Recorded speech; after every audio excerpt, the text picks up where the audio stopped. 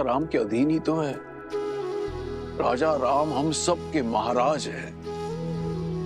अयोध्या का ध्वज इस आकाश पर सबसे ऊंचा लहराता है। और उस समय राजा राम ने अपने सिंहासन पर बैठकर जो निर्णय हमें सुनाया, उसका सम्मान करना, उसका पालन करना मेरा कर्तव्य था। किंतु मेरा मन उस निर्णय को मानने के लिए सच नहीं था। और तभी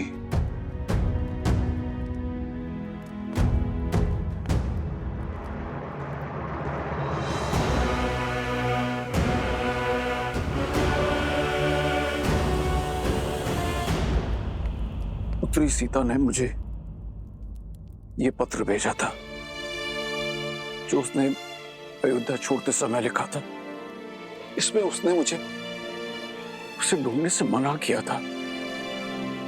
यह भी लिखा है कि यह निर्णय उसका अपना है और मैं अपने राजा श्री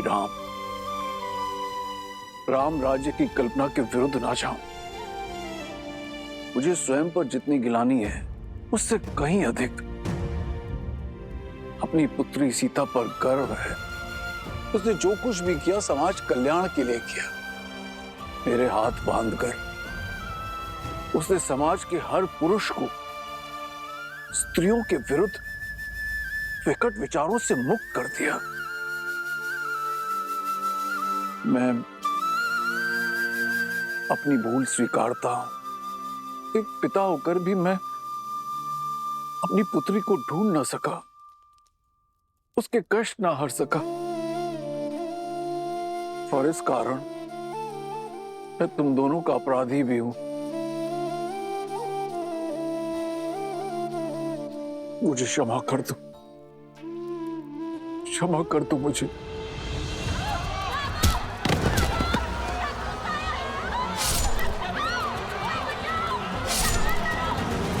क्षमा कर दो मुझे।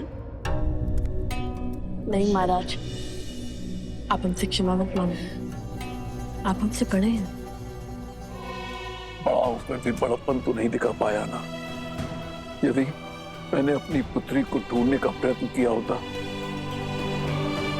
तो मुझे ये तो ज्ञात होता कि मेरे दो नाती और भी हैं।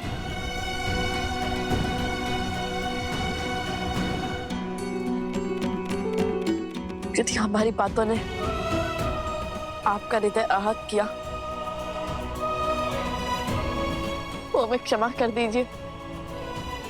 बालपन से सीखता है संबंधों का महत्व और उनका मूल्य अशुभ घड़ी में समझ में आता है। विकट परिस्थिति में यदि वो साथ दे तो वो अपने होते हैं। और हमारी माता अकेली थी, बस उसीलिए दुखी थे हम।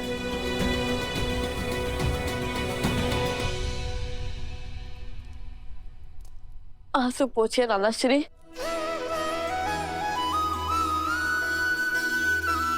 नाना श्री, एक बार पुनः कहो। अपने आंसू पोछिए नाना श्री। जब अपनी पुत्री सीता से मिलूंगा तो एक राजा नहीं अपितु पिता होने के नाते उससे क्षमा अवश्य मांगूंगा।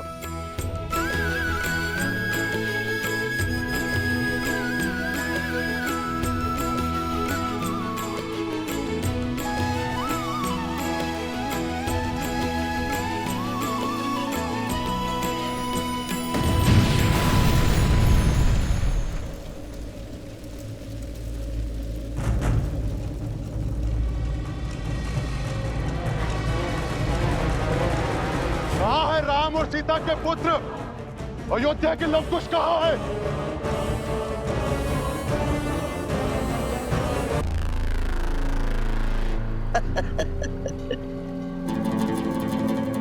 कहने को श्री राम की परछाई श्री राम और अपनी प्रजा के प्रश्न का उत्तर नहीं दे पाए। बताइए, अयोध्या में चल रहा ये महोत्सव, ये उत्साह सब सब स्वांग है, स्वांग। कैसा स्वांग? हमारे भोले भाले मन को छलने का स्वांग, हमारे विश्वास को तार तार कर देने का प्रयास। हम भी कितने मूर्ख हैं, नहीं? अच्छा, एक बात बताओ, सबसे पहले क्या हुआ? सबसे पहले वो दोनों लव और कुश यहाँ आए और रामायण के कुछ दोहे, कुछ श्लोक और कुछ गीत गाकर सबका मन मोह लिया। और फिर स्वयं को राम भक्त कहने वाले लवकुश ने अश्वमेध के अश्व को रोका, अपने बाणों से सबको मूर्छित किया, और तो और श्री राम से भी युद्ध किया। और सोचो, जिनसे रावण ना जीत पाया वो श्री राम लवकुश के सामने कुछ न कर सके। और फिर श्री राम ने अपने ही शत्रुओं को यहाँ यज्ञ में आमंत्रित किया। आपको महारानी सीता के दर्शन करने हैं ना, आइए यज्ञ स्थल पर। बात तो उचित है। और फिर जब अयोध्यावासी लवकुश के विरुद्ध हो गए, तब स्वयं हनुमान जी उन्हें बचा कर ले गए। और तभी हनुमान जी, श्री राम और लवकुश ने मिलकर एक षड्यंत्र रचा। उसी षड्यंत्र के अधीन यहां लवकुश ने सबसे पहले सभी स्त्रियों के भीतर प्रतिशोध की चिंगारी भड़काई। वहां श्री राम ने सभापतियों और मंत्रियों की पत्नियों को सभा में बुला लिया। और इतना ही नहीं, लवकुश की उद्दंडता का समर्थन भी किया। और फिर लवकुश ने प्रजा के भावों के साथ खेलकर रामायण के स्थान पर सीतायन का गान आरंभ कर दिया।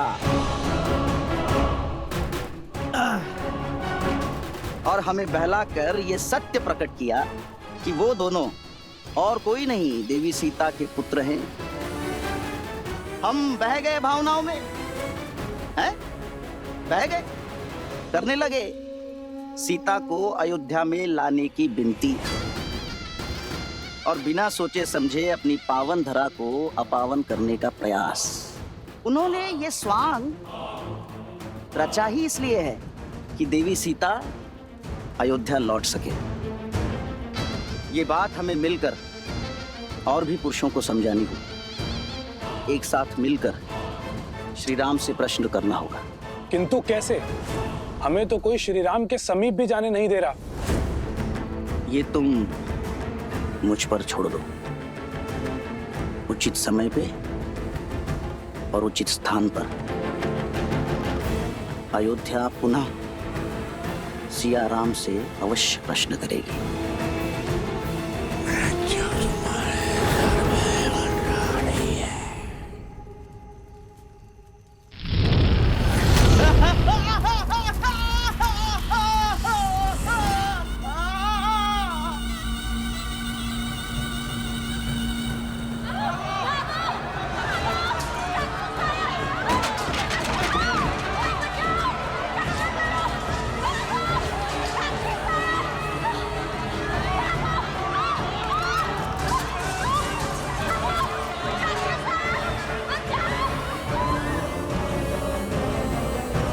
अयोध्या के लवकुश बाहर आओ। आज उनका काल आया है। जिस प्रतिशोध की अग्नि मुझे जला रही है, उस अग्नि को शांत करने के लिए उन्हें स्वाह होना पड़ेगा। लवकुश, तुम दोनों भीतर जाके छुप जाओ। इस दुष्ट का संहार हम करेंगे। सेनापति!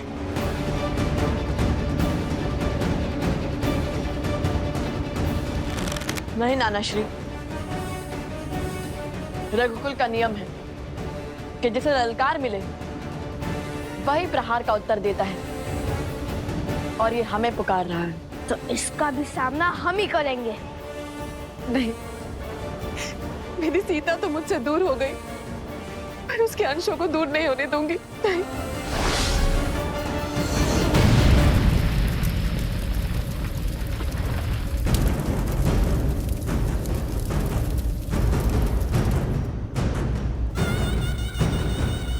मेरे साथ कक्ष में चलो चलो। नहीं नानी माँ, आप भूल गई हम सिया के और रघुकुल के राम के पुत्र हैं। हमें कुछ नहीं हो सकता। ये हमारा एक रघुवंशी का वचन है कि हम सुरक्षित लौटेंगे, और वो भी उस असुर का सर्वनाश करके।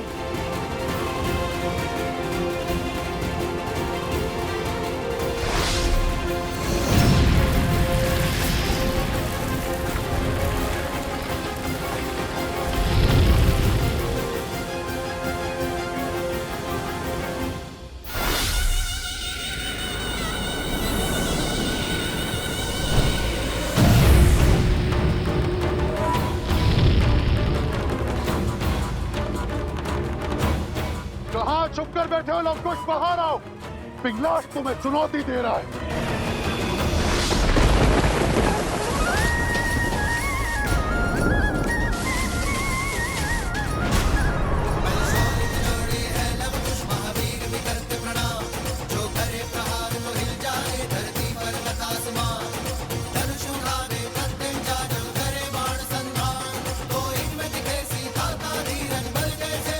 लवकुश तुम्हारे समक्ष है। हम पर प्रहार करो। इन निर्दोषों पर क्यों वार कर रहे हो? अपने संहार के लिए सज हो जाओ। आकार से बड़े शब्द हैं तुम्हारे। आज वर्षों से जल रही मेरी प्रतिशोध की अग्नि शांत होगी। शीघ्र ही ज्ञात होगा तुम्हें। आक्रमण! तुम दोनों के अंत के बाद तुम्हारे रक्तपान से होगी मेरी अग्नि शांत।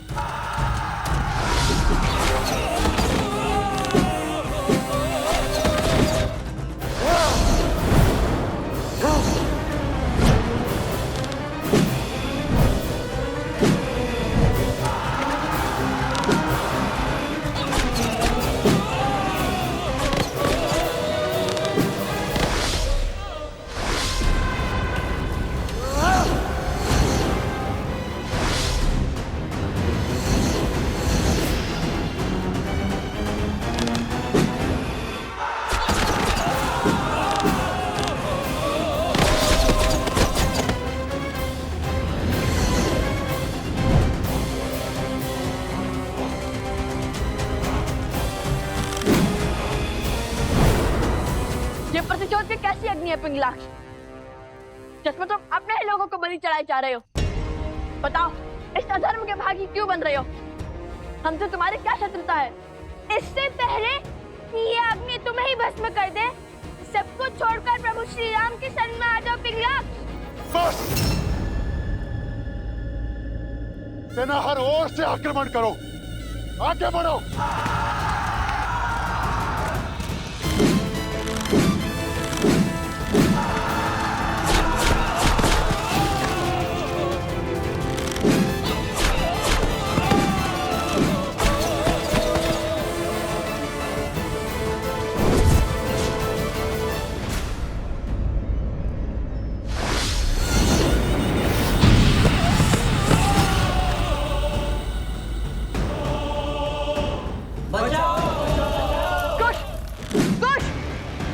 तुम जाकर उन्हें बचाओ।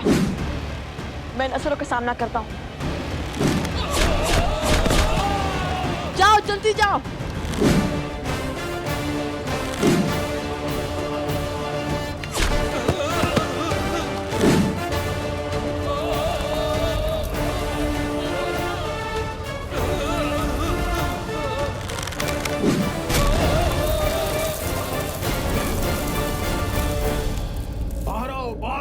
सब लोग बाहर आइए, इस ओर चलिए। शीघ्र कीजिए सैनिकों, शीघ्र कीजिए। जब दो हिरण को एक साथ अखेट करना कठिन होता है, तो उन्हें एक दूसरे से दूर कर अकेला करना ही उचित होता है। शीघ्र कीजिए, सब सुरक्षित तो है ना? जाइए जाइए।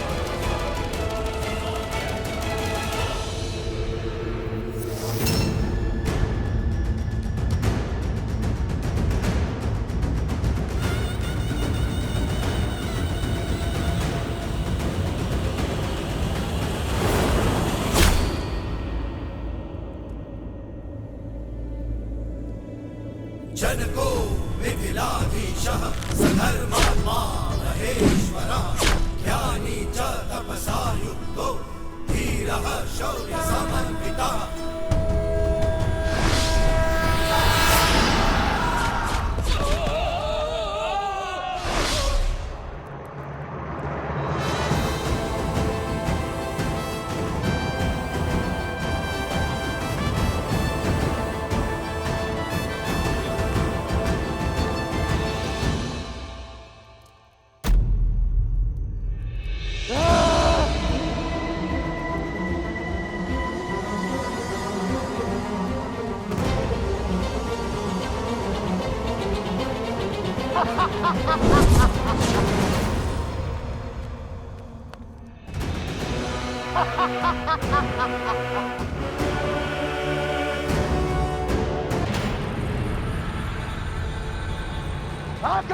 सावधान असुर।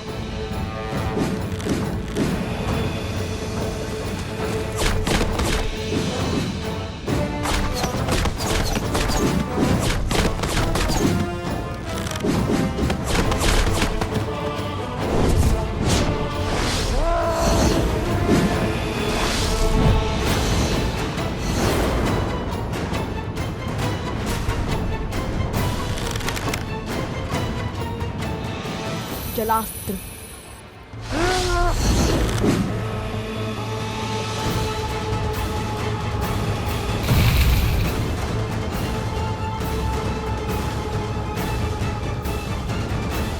जलास्त्र। जलास्त्र।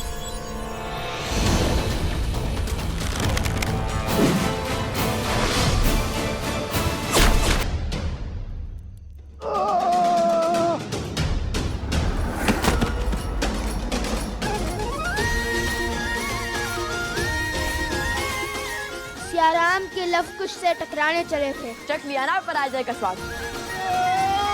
चलो भागो यहाँ से।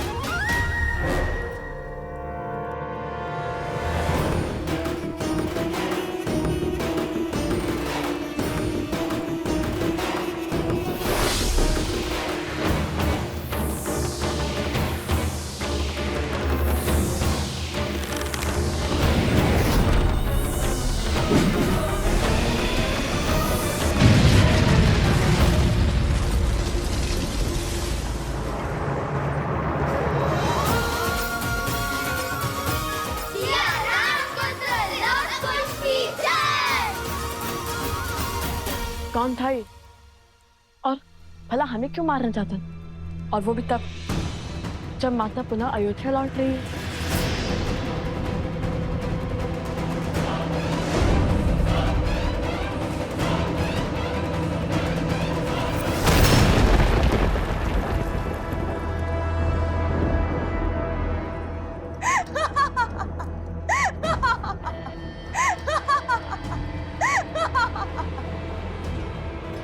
मेरा सेवक तुम्हारा अंत नहीं कर पाया तो क्या हुआ?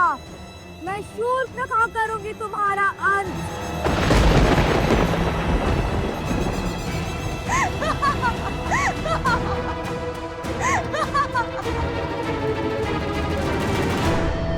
सेवक तुम्हारा अंत नहीं कर पाया तो क्या हुआ? मैं शूर्पणखा करूंगी तुम्हारा संहार।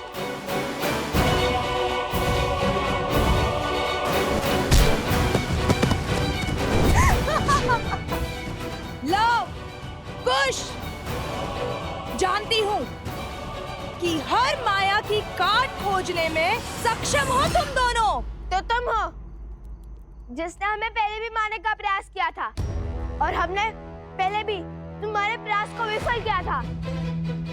तुम्हारे कारण मेरे भाई के प्राण संकट में पड़े हैं।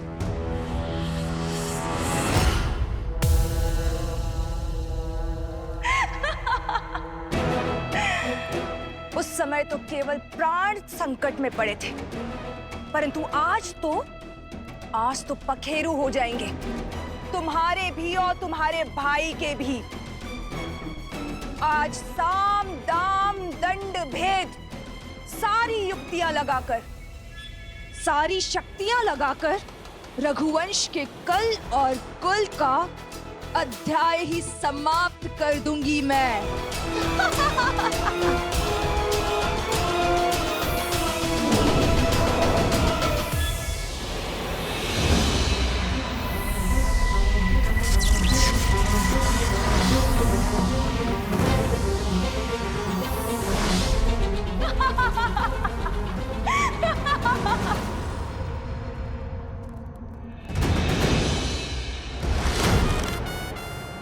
शूर्पणखा, स्त्री पर वार करना रघुकुल की मर्यादा का संघार है।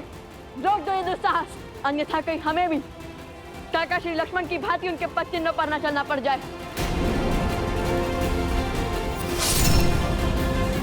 उदंडी बालक,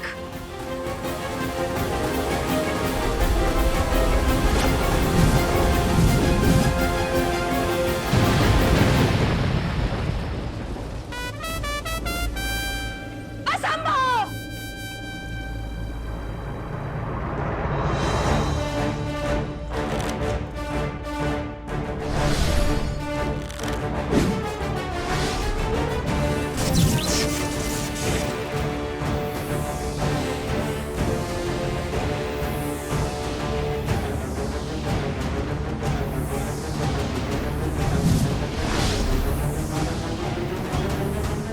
तुम्हारे हर मायाजाल का अंत हुआ शूर्पणखा।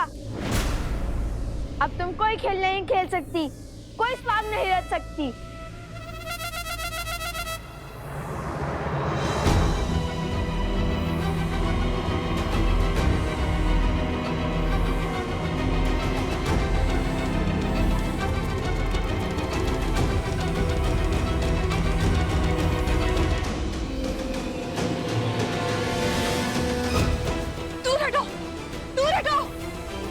ये स्त्री नहीं, राक्षसनी है। इसका वध इसी क्षण होना चाहिए। मारो इसे। अरे सिया राम के वियोग का कारण भी तो यही है, मारो इसे।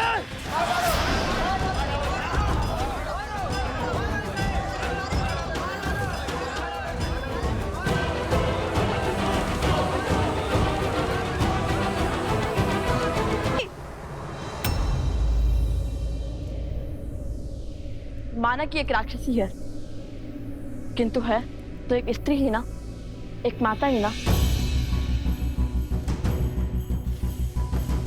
धरती पर प्राण देने वाली स्त्री का मन कोमल होता है, उसका मन सबसे विशाल होता है, जो स्वयं असहनीय पीड़ा सहकर अपने संतान को जीवन दान देती है। और स्त्री का वध वेदों में, शास्त्रों में जघन्य अपराध माना गया है। आप ज्ञान के केंद्र मिथिला की प्रजा हैं और धर्म की रक्षक मैथिली के प्रिय हैं। आप इस पाप के भागी मत बनिए और मेरी मानिए, इसे जाने दीजिए। महाराज जनक की पावन धरा पर एक स्त्री का रक्त बहाना शुभ नहीं होगा। लवकुश का कथन उचित है। प्रकृति कुकर्म का दंड स्वयं देती है और इसे भी इसके कुकर्म का दंड अवश्य मिलेगा। जाने दो इसे।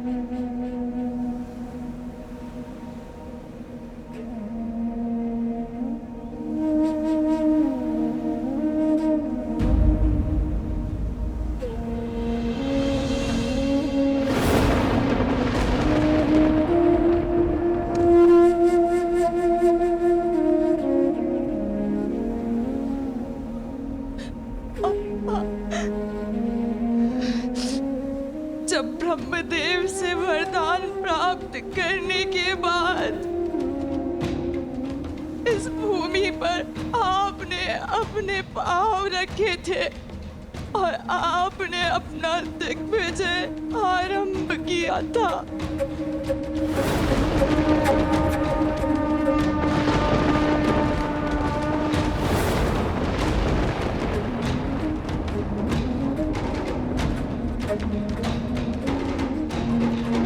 आप मेरे सुख के साथी बने भैया।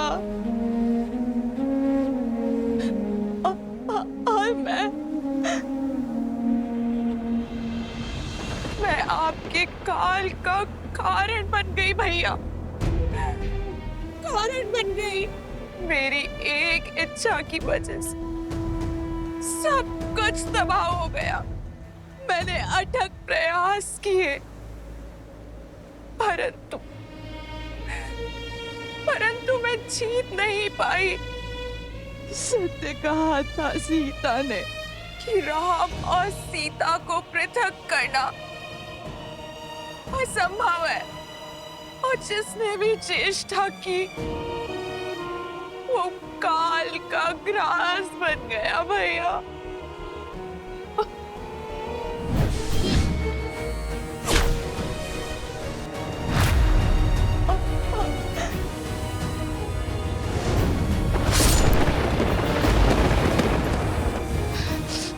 मारो इसे। नहीं, माना कि एक राक्षसी है, किंतु है तो एक स्त्री ही ना। और मेरी मानिए, इसे जाने दीजिए। और आज उन्हीं राम और सीता के पुत्रों ने मुझे बचाया। जिस राम और सीता को पृथक करने के प्रयास में इस समस्त चक्र का आरंभ हुआ। सत्य कहा था सीता ने कि संसार को दोष देते देते मैं स्वयं के भीतर झांकना तुम भूल ही गई। तुम्हारे हर शब्द की प्रतिध्वनि अभी भी मेरे कानों में गूंज रही है सीता। खेद है मुझे।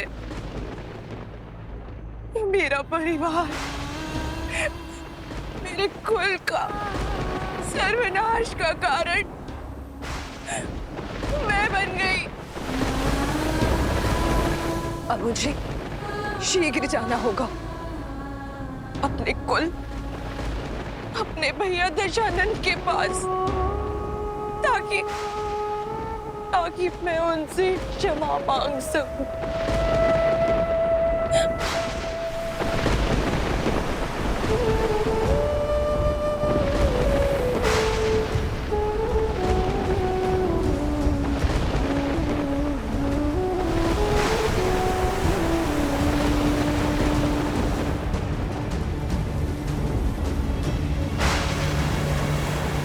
जय श्री राम। भज मन राम नाम सुखदाई, भज मन राम नाम सुखदाई।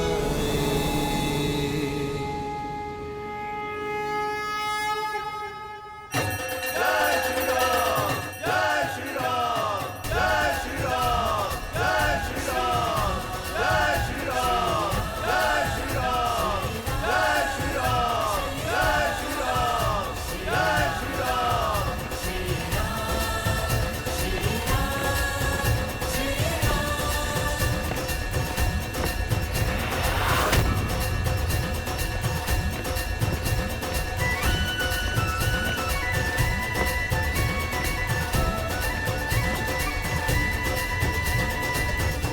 अब तो देवी सीता के लिए महारानी के राजवस्त्र और मुकुट भी जा रहा है। अब तो अपनी योजना बताओ। अनेक और धीरज रखो मित्र। कुछ ही क्षणों में उचित समय हमारे समक्ष होगा।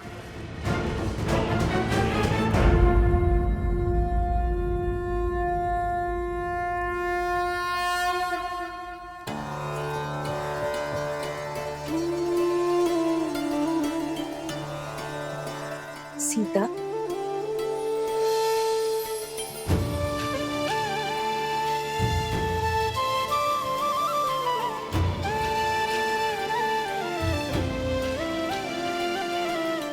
माता,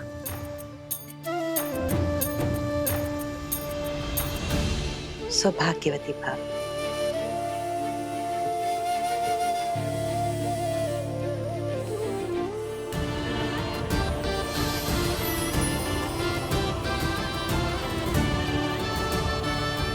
संपूर्ण अयोध्या अपनी महारानी सीता को देखने के लिए आतुर है। अयोध्या ही क्यों,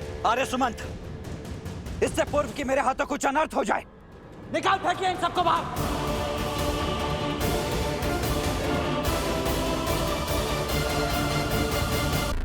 दोस्त, चलो बाहर निकलो। महाराज। लक्ष्मण, ये सब क्या हो रहा है? अयोध्या की प्रजा से ऐसा व्यवहार रघुकुल में ना कभी हुआ है और ना ही कभी होगा। हाँ हाँ महाराज, पूछे इनसे। प्रभु राम को ईश्वर की भांति पूजने वाली उनकी प्रजा को अपने राजा से क्या एक प्रश्न पूछने का अधिकार नहीं है महाराज? क्या हम उनके समक्ष अपने मन की बात कहने के योग्य भी नहीं है महाराज? क्या यही है अयोध्या का न्याय, मर्यादा पुरुषोत्तम की मर्यादा? दोस्त लक्ष्मण, क्षमा करें राजनुज, मेरे प्राण मत हर लेना बस आप। क्षमा करे राजनुज। अब मुझे तो यहाँ आना ही नहीं चाहिए था, मुझसे भूल हो गई। मुझे तो तभी समझ जाना चाहिए था जब आपके सैनिकों ने मुझे धक्के मारकर बाहर खदेड़ दिया था महाराज। अब क्षमा करें, परंतु आप चिंतित ना हो, मैं अब बाहर जाने के लिए सज्ज हूं महाराज। लक्ष्मण, ये हो क्या रहा है? रामराज्य की जो कल्पना मैंने की है उसमें हर व्यक्ति को अपनी बात रखने का, अपना मत रखने का अधिकार है। यदि इनके मन में कोई बात है, कोई समस्या है और उसे मुझ तक पहुंचने से रोका जा रहा है, तो ये राम और रामराज्य दोनों की हार है। उत्तर दो लक्ष्मण, मेरी प्रजा को मुझ तक आने से रोकने का अधिकार किसने दिया तुम्हें? कौन होते हो तुम? राजा और राज्य के मध्य के सेतु को तोड़ने वाले।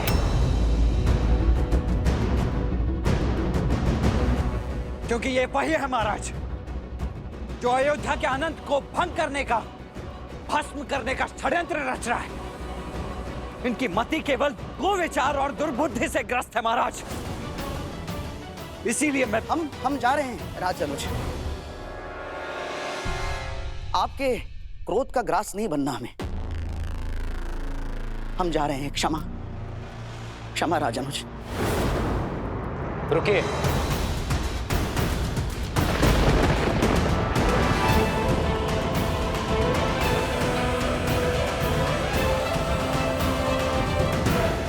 भयभीत होने की आवश्यकता नहीं, जो कहना चाहते हो कहो।